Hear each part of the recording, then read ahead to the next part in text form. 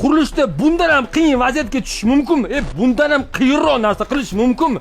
Oka qayerga qarab ketyapmiz? Mana oson yo'llarni ko'rsatyapmiz-ku. Mana shu profilga hozir obuna bo'lib qo'ying, oka. Qurilishda ko'p foydali ma'lumotlar berib boryapmiz. Bunaqa qiyin narsalar qilib bermanglar, okalar. Mana karnizni pokedan yasab beryapmiz-ku. Akajon, mana olmaysizmi? Istalgan razmerda qilib beraman. Borki, sifat poke deb olsin. Mana oka. Baqlatini ko'rasizmi? Bosh ko'radi, javob beriladi. Yong'oq urib sindirib olganku, oka.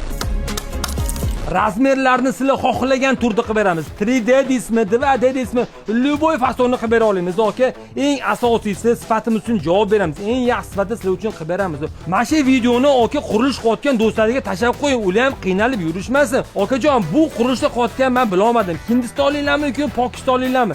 Pastki kommentariyaga yozing. Faqat bitta iltimos, ana Hindistonni bayrog'ini tashlab o'tirmang-da, oka. Qurilishda eng yaxshi narsalar O'zbekistonda bor hozir. Shunga qo'shasiz bitta like bosib qo'yasiz. Oka, sog' bo'lasiz. Eng asosiysi sizni issiq sovuq o'ylayotganingizda yomon gumonda bo'lmang, oka. Assalomu alaykum.